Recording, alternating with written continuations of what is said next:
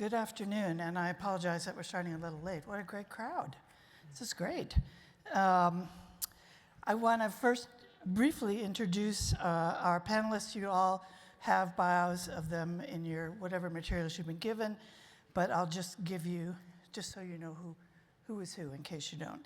Senator Jeanne Shaheen of New Hampshire, now the senior Democrat, or about to be the senior Democrat on the Armed Services Committee, also serves on the Foreign Relations Committee, and also the co-chair of the Senate NATO Observer Group. Can I just correct you, because Jack Reed would be very upset if he heard that I was going to be the senior Democrat on the Armed Services Committee. Oh, I'm sorry. It's actually the other way around, the Foreign Relations Committee. My apologies. In this defense crowd, I can't let that go unaddressed. Well, Jack could have been here. That's right. That's right. Ryan McCarthy, former. Wait, you guys switched on me.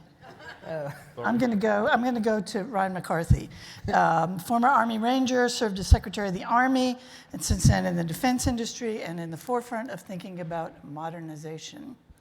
The Honorable, and I think I can pronounce it right, Paul Jonsson. Very good. I looked it up. Who has a long history in defense policy in Sweden and has been the Swedish Minister of Defense since 2022. Correct me if I get anything else wrong. Now I'm going to go back to Brian Schimpf, who is the co-founder and chief executive officer of Anduril Industries, which has obviously been in the forefront of autonomous defense technology. And then finally, last but certainly not least, Senator Kevin Cramer, Republican of North Dakota, also a member of the Senate Armed Services Committee, where he too has been especially active on the question of modernization, among many other things. So our panel title is A Secure and Free Europe, NATO, Ukraine, and the Arsenal of Democracy. I feel safe in saying that all of us in this room have probably closely followed the ups and downs of the Ukraine war over the past almost 3 years now. And like all wars, the question is always, how does this end? I think for both the United States and NATO, we can also ask what the conflict has taught us about war fighting and about the future. In recent months and weeks, there have also been some significant developments on how to answer at least that first question. A negotiated end to the war has always been vaguely in the future, but now it's come to the forefront of discussion. I think that's a product both of what is actually happening on the ground and the US election of a president who has said he will resolve the war very quickly and whose aides have outlined some very specific plans on how to do that. We have to ask what would be the terms of this resolution. What do Americans want? And so I think on that count, I'd like us first to look at the results of the RNDF annual survey that was released just this week, which I hope they're going to post up here a few questions. There we go. Which I believe is the first nationwide survey to ask these questions since the election. In the first slide, you can see that a plurality, nearly half of the US public believe that Russia will end up with at least some of Ukraine's territory. And in the second slide, we can see that most Americans of either party support a negotiated settlement, even if it means giving up some Ukrainian territory. So the Biden administration, while insisting that it's in it to win it, has publicly acknowledged that its most recent release of funds, with an additional nearly $1 billion just announced by Secretary Austin less than an hour ago, has also acknowledged that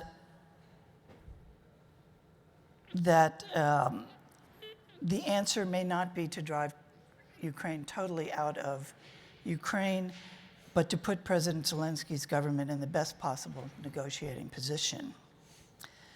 But while all the wheels are turning, today in Paris, President Macron convened a tripartite meeting between President Zelensky and President-elect Trump, and we haven't yet heard the results of that. So I'd like to begin first with our two senators and ask you, what does the US commitment to stand with Ukraine to the end mean right now? And what's the likelihood that there can be a quickly negotiated solution that does not give away the door to Vladimir Putin? Senator Sheen, can we start with you? Sure. Well, first of all, thank you. Thank you all for joining us. For those of us who were at lunch, we heard what I thought was a very passionate defense of our efforts in Ukraine and how important that is, not just to the future of our relationship with Russia, to what happens with Iran, with North Korea, and with China. So I think there continues to be a strong bipartisan consensus in the Senate, certainly, and in Congress, that we should continue to support Ukraine in their courageous efforts to address the Russian aggression in the country. And as someone put it to me earlier today, that's not only in the United States' interest, it's in the interest of Ukraine. And long term, it's probably in the interest of Russia to see if, to know that there is a Ukraine that is going to be stable. I think we need to put NATO membership on the table as we're looking at any future discussion around what happens in Ukraine. And obviously, the Ukrainians need to be part of those discussions.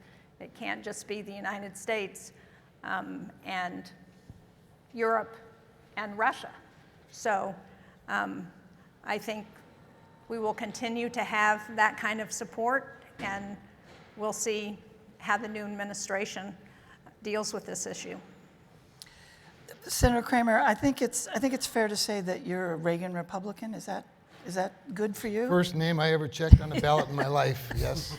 And somebody who's concerned about the lessons of the Cold War sort of fading away. Yes. How important is the outcome in Ukraine to making sure those lessons aren't forgotten? I know Senator McConnell talked about this at the lunch today. Republicans are about to take over the majority, and Senator Shaheen talked about a united Senate. How united is your party?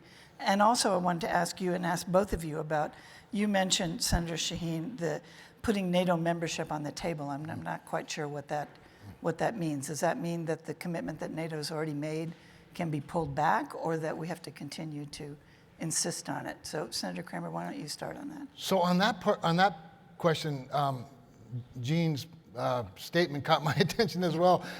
All of these things all of these questions, even in the survey, they sound like they're simply yes or no. I think the conditions matter, and when Jean mentioned that, I think if I understand what she's talking about, she can certainly correct me. Leverage matters. So if we're negotiating a deal, if they're going to negotiate an end to this war, who has the leverage? You're seeing posturing take place recently. Putin's folks have made it pretty clear he's not interested in a negotiated deal, probably because he feels like he's got the wind at his back a little bit. Even though in the long run, it's in his best interest to do something different. So I think that the next president, President Trump, will have to set the parameters for victory. What's it look like to us, and see if those two agree. And I'm not going to get in the middle of all of that. I appreciated the survey question about, and I'm not surprised, by the way, by the results that a pretty good sized majority of Americans overall support some sort of a negotiation, or support Ukraine get into a negotiation, even if it means giving up some territory. The question is, how much is some? Are we talking about letting them keep Crimea? Or are we talking about letting them keep Crimea and some more? Are we saying what they have now? Those things matter a great deal. So you asked if my party was united, and I think it's pretty clear that we have a pretty wide range of views on the war in Ukraine, more particularly on America's continued support. This is about the arsenal of democracy, quite honestly. If history is the lesson, and I think history is, and it's unfortunately a lesson that we seem to have to learn pretty regularly throughout history. I do go back to the Cold War lessons, but we should have learned some lessons since then as well, about how the fight generally comes to us if we're not presenting a posture of strength that threatens the ability to go to them if they come to us. So having said that, I do think we're unified around a peace through strength message, but I do think the question on Ukraine itself is unsettling to us. But I would say, with the president of our party, he's going to drive drive the message or the position more that direction. But I would say in combination with our Democratic friends, a majority of the United States Senate still supports Ukraine, and will probably, and when it comes to negotiating in our chamber, we'll just have to negotiate a little differently. And I think nobody should be fooled by the idea that we're somehow just going to offer up what we've always offered up. This is going to require transactional business. What, Senator Sheen, could you just explain that, what you said about NATO being on the table in any... What I meant to say, I may not have been clear, was that I think as we look at any negotiation, clearly Ukraine's security is a concern. Because what we've seen from Russia is in 2014, they took Crimea, then, 2022, they invaded Ukraine. So there has to be some guarantee for however this war ends that Russia's not going to continue to do this every 5-6 years. And by the way, as I talk to some of our other Eastern European allies, they're very worried about this too. I had a meeting with some Estonian parliamentarians who are very concerned about where the Baltic states are. Poland is concerned about it. We've seen Russian meddling in Romania, in Moldova, in Armenia. This is, as Senator Kramer put it very well, if we're looking at peace through strength, we need to be looking at how we stop Putin now. And one of the things that would provide that kind of a security guarantee is membership in NATO. Now, obviously, NATO is a consensus organization, so there would have to be agreement, but it needs to be on the table as we're looking at negotiations. That's exactly what I took you to mean. Yes, thank you. You and I are in agreement, Kevin. See, we have bipartisanship here. That's. I want to, Mr. Jönsson, I want to ask you that same question, but as one of NATO's newest members, Sweden's quickly become, I think, outspoken in terms of support for Ukraine's military. And you said last month that Ukraine is Sweden's #1 security priority, and Ukraine has the full right to defend itself inside and outside its territory.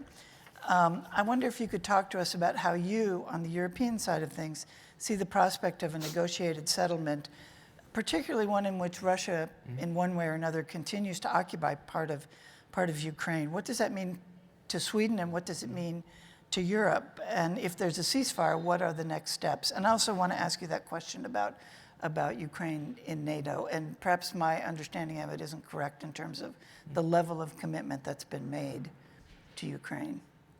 Sure. Well, thank you very much for the invitation to this panel. Great to be back. Last year I came as a partner, and this year I come as an ally. It feels very good to be inside NATO, as Sweden's safer and NATO is stronger, I think.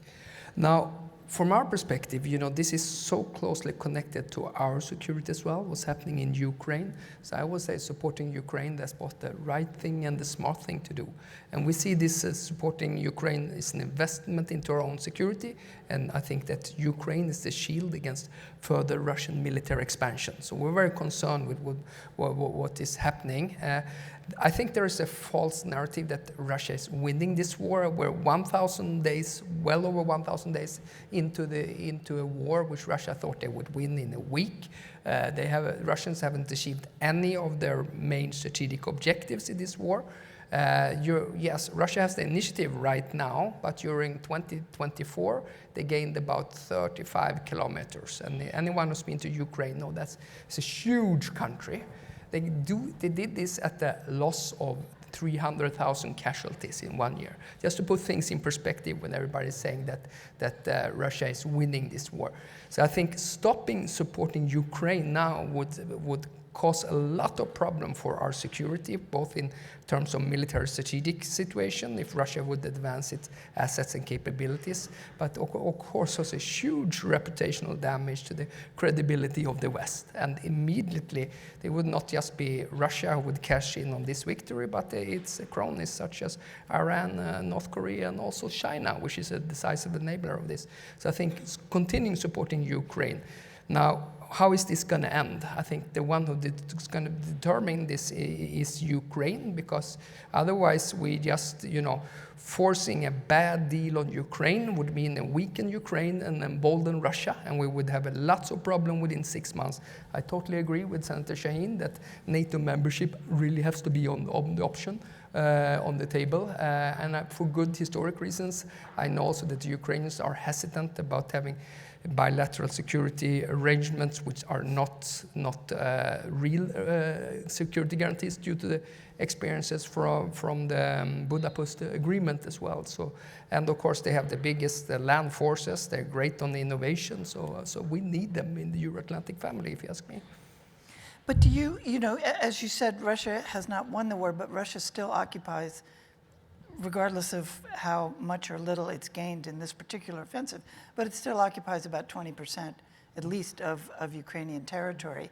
Is it okay if they stay there? Well, I think that if you hinder Ukraine from continuing fighting in that way, you're also hindering them the right for self-defense. And I think that's a very difficult moral argument to be making. And therefore, we get it as Europeans. We have to step up across the board. After the United States, it's actually the Nordic and the Baltics who contribute the best. But we can do more.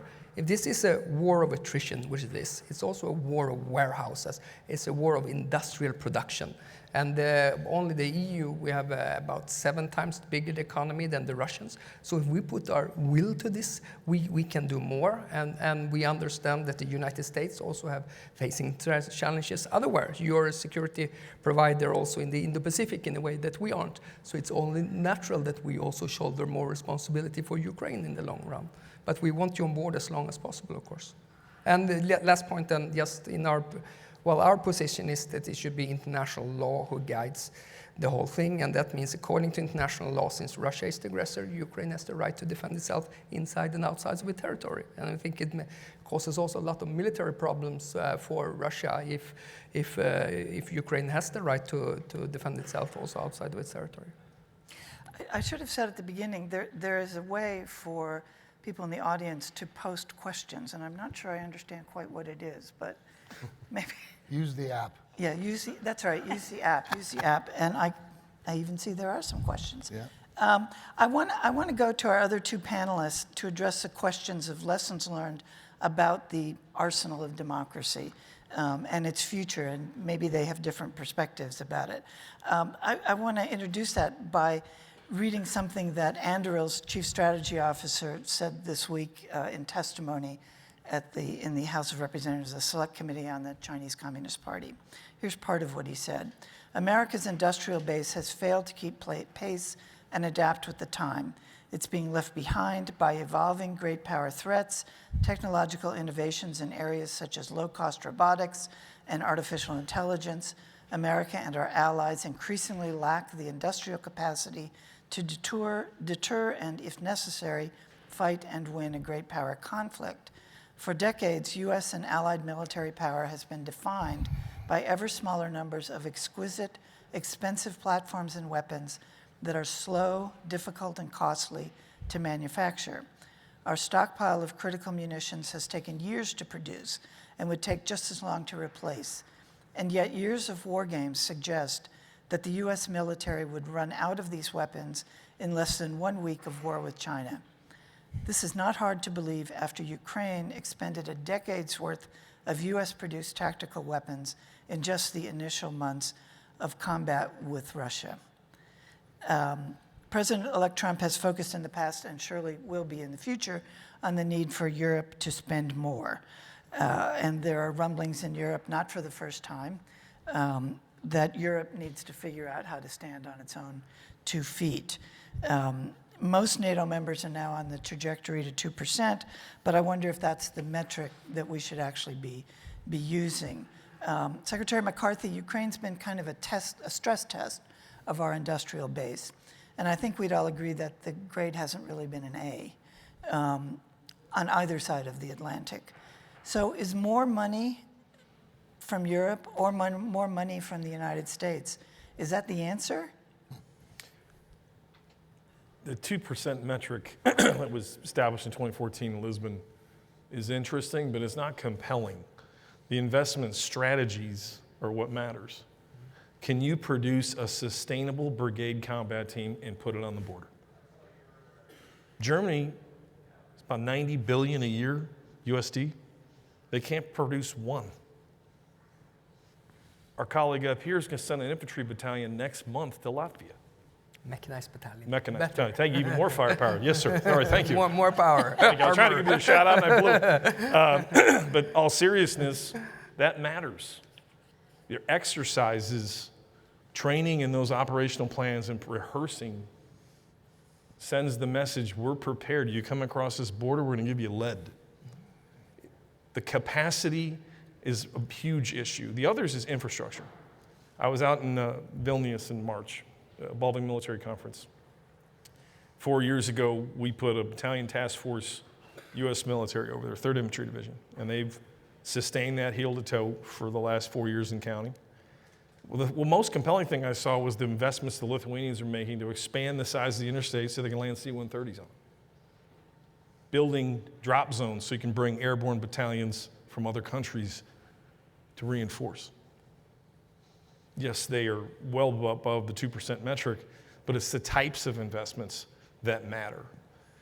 So by your comment about, or the question on Ukraine, I will say our weapon systems have performed very well.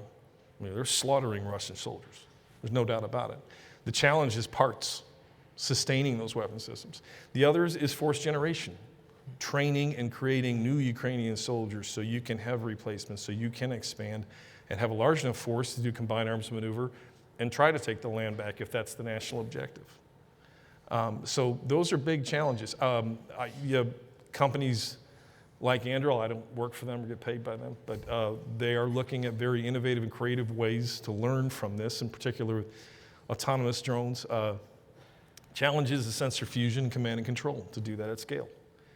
And we've learned a lot that we can't do that, but we are learning on the battlefield. I don't know if it's enough, but it's changed the posture in the Pentagon. And we have to learn, but we do need to get a lot faster. I somehow have screwed this up and now I can't see the questions. Maybe someone will come and help me readjust. Why don't you jump in there, Brian? Yeah. Yeah, but Brian, I want to ask you.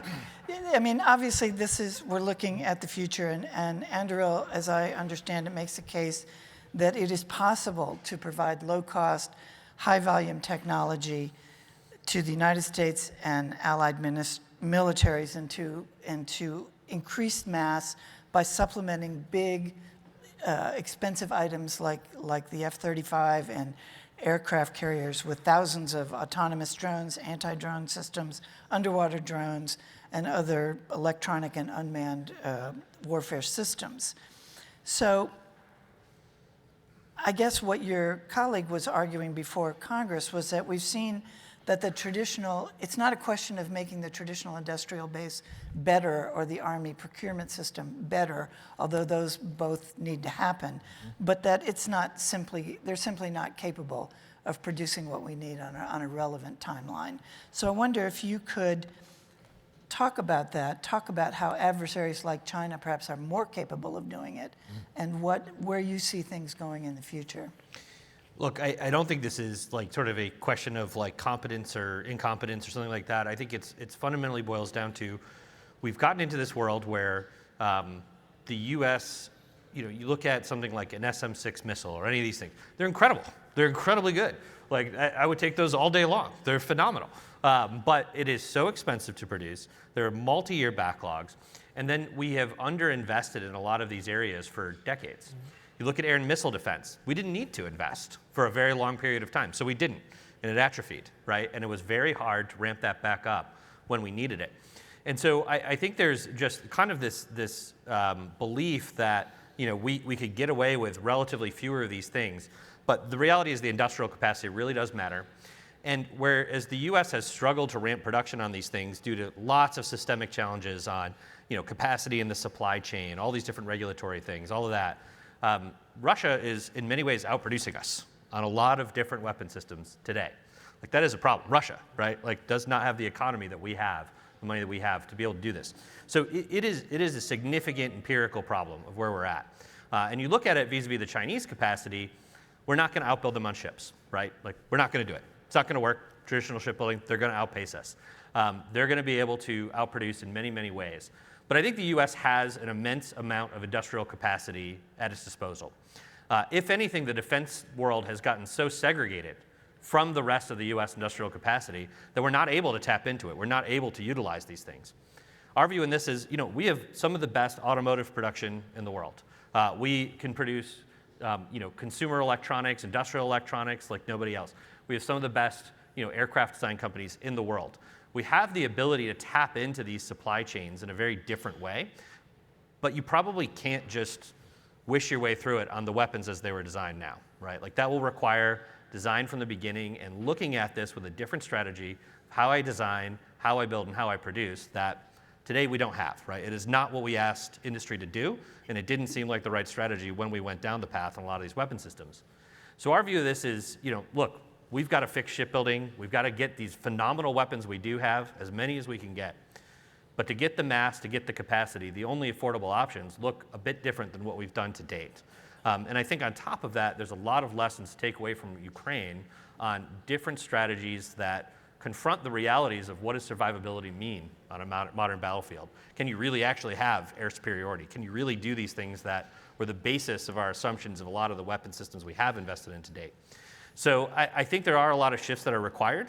I think there are different classes of these things that are going to be necessary. And I think there's a way to drive production and make it scalable in a time of war that we are not addressing today.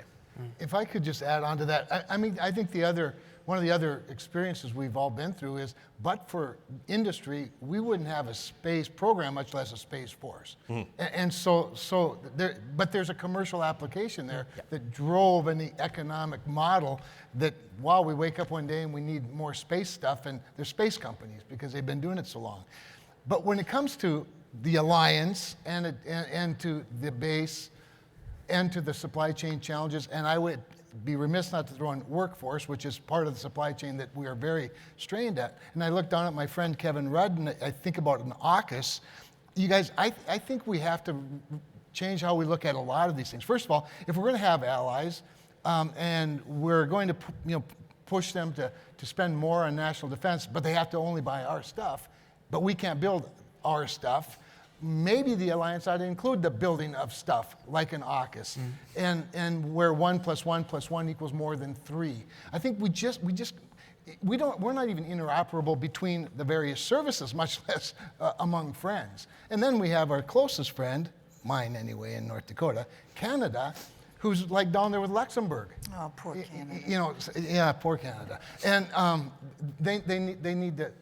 we need to continue pressure on those that aren't stepping up. Your example, though, the Sweden example, is the best example because from what Sweden's done in such a short time ought to be an inspiration to all of us and a reminder that let's do it before it comes this close to us.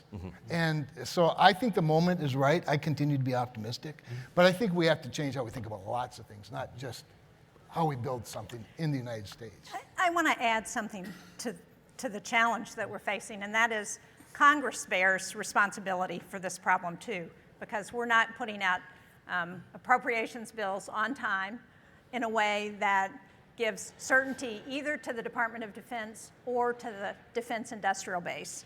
And that's got to change if we're going to address this problem. Sure. You mentioned, Brian, interoperability. I wonder if I could get Senator Shaheen and the minister to talk about this whole concept of European independence and how that factors into interoperability. You know, it's not rocket science to figure out that if every country makes a tank or if every country makes a jet fighter, or the ones that can afford to do it, that's not the most efficient way to do business as an alliance. Do you see, I know President Macron, who's said, not for the first time, that Europe needs to be independent, needs to have its own army, needs to build its own defense industry. What is the likelihood of that actually happening? And how can we really integrate Europe and the United States defense industries in a way that actually gives everybody the best bang for the buck and makes everything interoperable in a way that it isn't now? Well, I would defer to the defense minister on what Europe is thinking, although we have heard this before, not just from France, but from the EU. And I don't think we should be concerned about that to the extent that I think the more Europe does, the better for all of us, right? Because they're our closest allies. And the fact is, NATO has been working on interoperability and standards for weapon systems and for operations for a long time now, and they're getting a lot better. And that's part of why NATO is so strong, is because we are integrating those systems in a way that allows everybody to be interoperable. Well, I think I'm saying what Europe should be saying, at least, and we should be thinking, to my mind, a few things. There was an old idea drifting around called strategic autonomy. No one is seriously talking about that any longer, because we know that this moment we need to work across the Atlantic, both to support Ukraine and to keep NATO strong. Now, there's lots that can be done when it comes to standardization and interoperability. I don't have so much problems that we have different kinds of tanks, but if those tanks have different ammunition, if they have different logistics, if they can't communicate with each other, then we have a problem.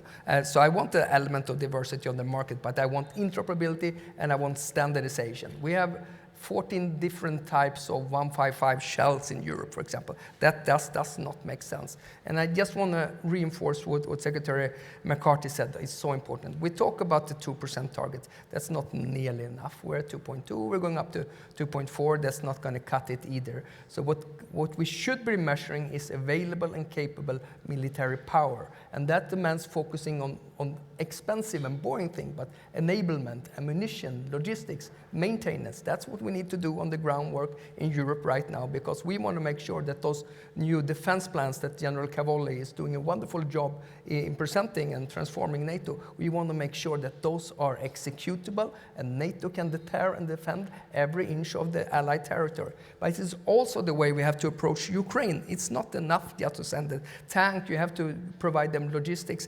maintenance, and assure that they achieve operational effect. And what they, of course, are absorbing is the fragmented defense industrial landscape from Europe, because they're getting a whole bunch of different tanks who can't communicate, who aren't interoperable. So there's lots to be done on interoperability and standardization if we want to achieve real operational effect, which is absolutely critical at this very dangerous time for European security. And also, I wonder if you could, whoever wants to, speak to the whole question of replenishment when you're not in a hot war yourself. I mean, I know that through all the discussion about who's going to give long-range fires to Ukraine and how many are they going to give them, the sort of undercurrent of all of those kind of policy arguments was, we don't have very many of those and we can't produce them very quickly. How do we get around that? You know, we don't have enough for our own needs, let alone give them to somebody else. And they would all be, as was said here, you know, exhausted very quickly in any kind of conflict with China. Very briefly, we are investing into their own industrial capability. I think that's gone under the radar, but the Ukrainians has really shown that they have the ability to scale up their industrial production. They have the manpower and they have the security supply of doing it. They've been able to develop long-range strike drones and long-range strike missiles. So we're, through a Danish initiative, we're putting money into that industrial capabilities, and it's generating results. I think they've been doing very well, for example, on producing new artillery ammunitions and so forth. So those European leaders who says we can't support Ukraine because it's emptying our stocks, fine, then provide the shape book, because that's going to get you far away in building up Ukraine's own industrial capabilities. And from a logistics standpoint, it's of course easier to transform from things inside Ukraine to the front than sending it from Europe. But Senator, just on the whole question of what we need for ourselves, I think one of the things that's become apparent as the sort of arsenal of democracy is that we may not even be able to produce enough for ourselves if we were actually in a war ourselves.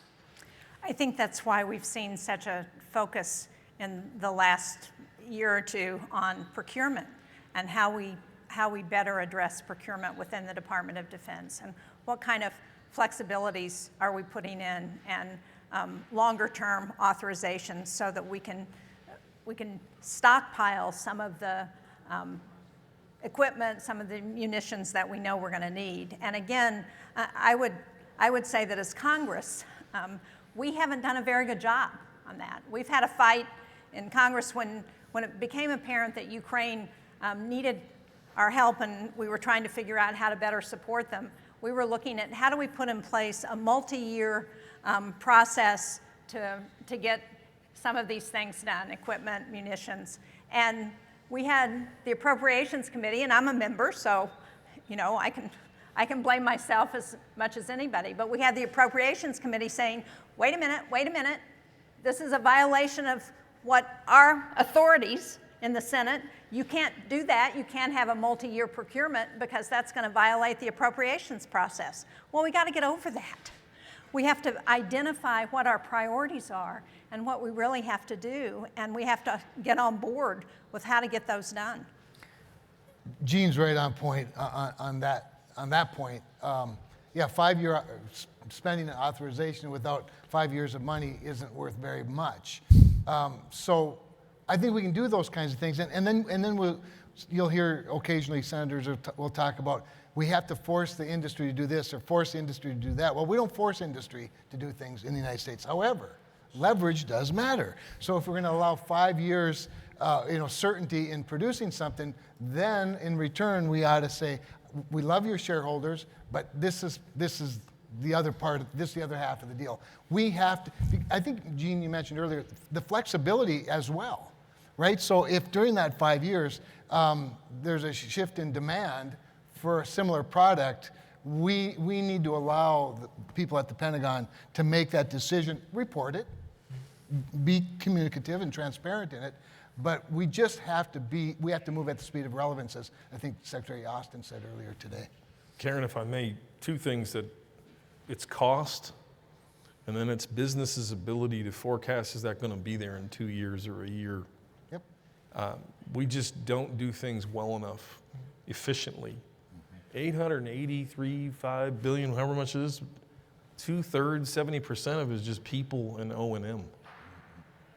So how much real buying power do you have to procure all the exquisite weapon systems that Brian's talking about, or just to continue to stockpile the munitions for tactical weapon systems? It's awe-inspiring when you see how large it is, but we got to get better and more cost effective. When I was in the Army, we cut $30 billion and we tried to just finance 24 new weapon systems. We could only get them to low rate. That means a handful of brigades. When you have 61, when only 2 of them have the unique, cool stuff, we're not going to get better. So it's a problem, and you have to be on offense every day when you're in the Pentagon and cutting. Well, you've seen this problem from 3 different perspectives now. In uniform, in the Pentagon, and in industry. Is anything changing? Are things getting...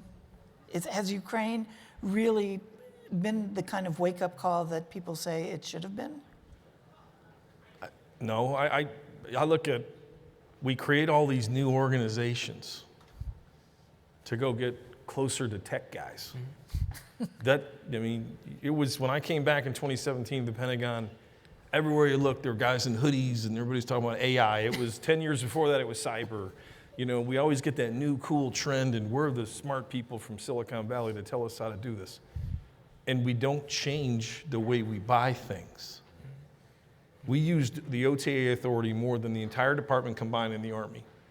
We didn't scale. 61 brigades, 1 million people on active duty. And you can't have one thing look like the other, to the point that the defense minister brought up. It's just our costs. Too much management. It's killing us. So what about, do you feel close now? Do you feel close to the Defense Department now? Close to the Defense Department, yes. I don't know if that's good or bad. Look, I think I agree on the, this isn't about, a cool tech trend. This isn't, there's no whiz-bangy solution. Look, I think it's just buying better. Right? An example recently, the Army took 5 years to figure out the small drone that it was going to field to the service. That should cost less than an iPhone. 5 years. Like, we probably should have bought 5 different drones in that time frame and turned it, and just show the demand signal, show that these things can actually move. I think a lot of this stuff boils down to just, kind of buying in a better way. The other part of this is, the set of things that need to be bought like an aircraft carrier are going lower and lower.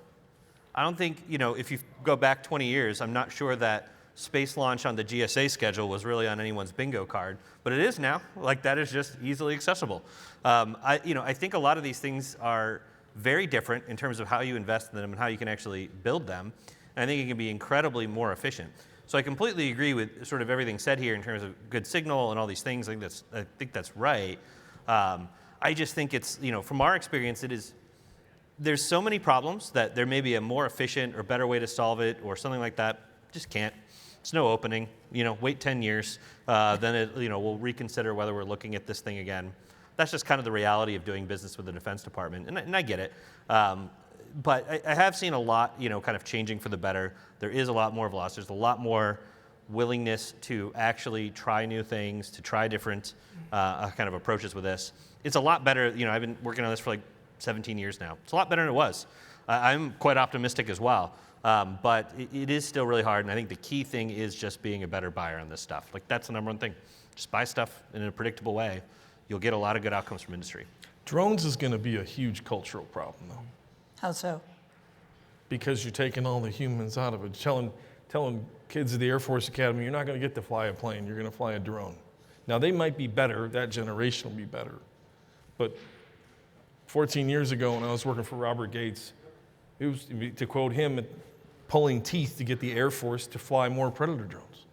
It was the single biggest killing system on the battlefield. It's probably killed more terrorists than the special ops teams have. It's a remarkable weapon system, the Predator drone. Couldn't get them. Couldn't get to increase the caps. He had to personally get involved. Culturally, it's going to be very hard to embrace it. It is in the Army, not just to beat up the Air Force, but the Army too. So that's going to be the human dynamic, and someone's going to really have to lead through that and push that through. Well, I'm going to, on that point, I'm going to go to something that Elon Musk tweeted a couple days ago, where he said that, and this is the person who's supposed to figure out how we can be more efficient and have fewer people. He said that people who support building more F-35s are idiots. He said that their main, should I say this here? He said their main purpose was to allow Air Force pilots to get laid, because it makes them sort of the best of the best. Is that, what does that say about, I guess that is one way of going at the kind of big ticket items and saying, look, you can get all this other stuff. He was comparing it to drones and of how you can get away so much more cheaply and your lethality can be spread wider. And what Ukraine has shown us is how these things can be used. So I wonder if anybody has a comment on that. Well, I guess I worked on the F-35, so I guess I should step up here. It is the most complicated. I mean, it's 33 million lines of code. That's more than the space shuttle. Think about that. I don't want to think about There's 3 different variants, 18 different customers. You have 44 states make parts. It's too big to fail. It's just, and it's the most complicated contracting process. It takes 2 years to do a lot buy of an airplane where you have like 654 of them in the U.S. Air Force. How many do you have now? Why is it so hard to keep buying the same airplanes? The contracting acquisition strategy, it's incredibly complicated. They have a real challenge. I mean, whether you got about 2,000 tactical fighter airplanes, how many of them do you need? How many of them are going to be autonomous? How many are going to be manned? I mean, I think huge challenges in front of them, and the cost again. How much cost can you bear? And that was the ultimate decision when I was working for Robert Gates, why he killed the F-22 program. Mm-hmm. We couldn't afford to sustain it over time. That's going to be obviously front and center this next administration. Mr. Minister? Well, I was glad he didn't mention the Gripen system, but I didn't want to go with that other stuff. well, listen, just to compare it to Europe, I think you probably made more progress during the last 24 months than we did in Europe. We still in Europe have a defense industrial base shaped for peacetime situation at the same time as we have a full-fledged war going on the European continent. So there is a high sense of urgency. When I talk to my friends in the industry, I find that they ramped up prices probably more than production so far. And I think the way to get around that, which we are getting much more serious about in Europe now, is aggregated demands and doing joint acquisition and joint procurement. Just a few weeks ago, Sweden together with 4 other countries were pooled and shared, and we went to buy 1,000 interceptors for the Patriot systems, which we are operating. So I think that thereby you send a strong demand signal to industry, and the industry together with the government has to share an amount of risk as well. We've done the same thing also on 155 and thinking through your supply lines and so forth. And it's a homework that we haven't been doing for the last decade, but it's absolutely crucial that we do it for the future, because a strong defense industrial base is of course part of credible deterrence these days. I mean, that's obvious to everybody. Senator Shaheen, you're on the Defense Appropriations Subcommittee, and it was mentioned, and Secretary Austin mentioned it today, that I think he said 44 states provide parts for the F-35. A lot. Sorry? A lot. A lot. How do you deal with that? How do you get the leadership to say, look, this is what we have to do? I'm not particularly talking about the F-35, but that's an example. Well, again, as we know, defense spending is driven not just by our defense needs, but it's also driven by the industrial base and by the jobs that are created in that industrial base in states across this country. And we have a great defense industrial base in New Hampshire. I'm very proud of it. There are a lot of good jobs that are created there, and I want to do everything I can to keep those good jobs and to ensure that what they're producing is contributing to our national defense, and that's the trade-off. But I want to go back to the drones just for a minute, because I think, as Secretary McCarthy pointed out, it does create a real challenge, but they're not going away.